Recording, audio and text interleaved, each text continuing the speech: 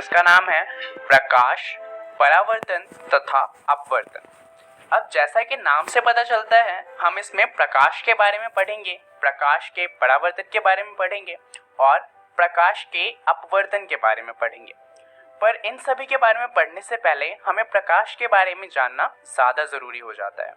तो इसलिए ये जो वीडियो है ये एक इंट्रोडक्टरी वीडियो होगा, जहाँ पर हम जानेंगे कि आखिर प्रकाश क्या है और वो काम कैसे करता है, हमारी मदद किस प्रकार करता है और इसके बारे में पढ़ना ज़रूरी क्यों है। तो चलिए जानते हैं कि इस वीडियो में हम क्या जानने वाले हैं। सबसे पहले हम बात करेंगे प्रकाश की, उसके बाद हम बात करेंगे परावर्तन की और उसके बाद हम जानेंगे गोलीय दर्पण के बारे में कि आखिर गोलीय दर्पण क्या होता है। शुरुआत करते हैं प्रकाश से। तो जैसा कि हम जानते हैं, पृथ्वी पर सूर्य ऊर्जा का एक परम स्रोत है। प्रकाश ऊर्जा भी सूर्य से हमें काफी हद तक मिलती है। जैसा कि हम जानते हैं, सूर्य से हमें दो ऊर्जा मिलती है, एक तो मिलती है ताप ऊर्जा और दूसरी मिलती है प्रकाश ऊर्जा। तो हमारा ज्यादातर जो प्रकाश होता है वो हमें सूर्य से ही मिलता है। जैसा कि हम जानते हैं, दिन सूर्य की वजह से होते हैं, परंतु सूर्य एक इकलौता प्रकाश का सोर्स नहीं है। इसके अलावा भी हमारे पास प्रकाश के सोर्स हैं, जैसे कि हमारे घर में लगे हुए बल्ब। पर इनको जलाने के लिए हमें विद्युत की आवश्यकता होती है, क्योंकि ये बल्ब विद्युत को एक स्रोत के रूप में इस्तेमाल करते हैं और उस विद्युत की मदद से हमें प्रकाश देते हैं। अब चलिए एक सेकंड के लिए ऐसा अज्यूम करते हैं कि प्रकाश हो ही ना, तो क्या होगा।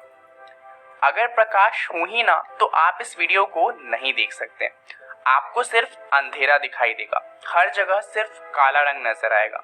ऐसा इसलिए होगा क्योंकि हमारी देखने में मदद करता है प्रकाश।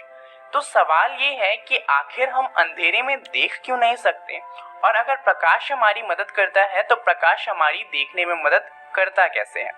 क्या आपके पास इसका कोई उत्तर है? जरा सोचिए।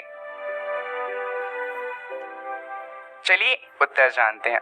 दरअसल मान लीजिए कोई प्रकाश का सोर्स है, जैसे कि एक बल्ब, तो उससे क्या होगा कि प्रकाश की बहुत सारी किरणें निकलेंगी। मान लीजिए कि एक सेब रखा हुआ था, तो क्या होगा, प्रकाश की किरणें उस सेब पर भी आएंगी। वहां पर क्या होगा कि ये जो सेब है वो प्रकाश का परावर्तन करेगा और उससे ये जो किरण होगी वो हमारी आंखों तक पहुंचेगी, और इसलिए ये जो किरण जो सेब पे पड़ी है वो हमारी आंखों तक आएगी और इस वजह से हम सेब को देख पाएंगे। अब जब अंधेरा होता है, यानी कि जब प्रकाश की किरणें नहीं होती, तो जो सेब होता है उसके पास कोई भी किरण होती ही नहीं परावर्तन के लिए, और इसलिए सेब से कोई किरण परावर्तित नहीं होती और हमारी आंखों तक कोई रोशनी नहीं पहुंचती, और इसीलिए अंधेरे में हम कुछ देख नहीं पाते। यही कारण है कि हम अंधेरे में देख नहीं सकते।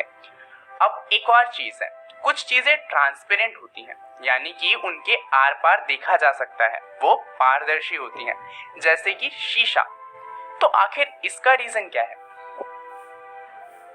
दरअसल इसका कारण ये है कि प्रकाश की जो किरणें होती हैं, मान लीजिए प्रकाश की किरण जो सेब पर आई, वो किरणें क्या करेंगी कि वो इस शीशे के आर पार जा सकती हैं।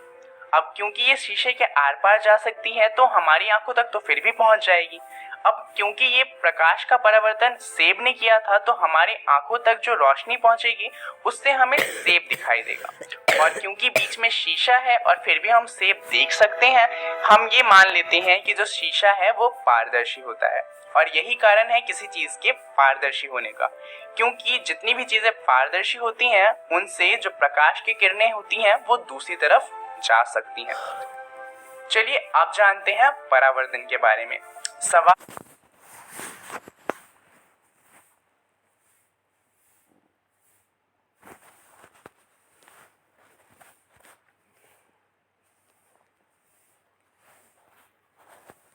है कि क्या सभी वस्तुएं प्रकाश का समान रूप से परावर्तन करती हैं?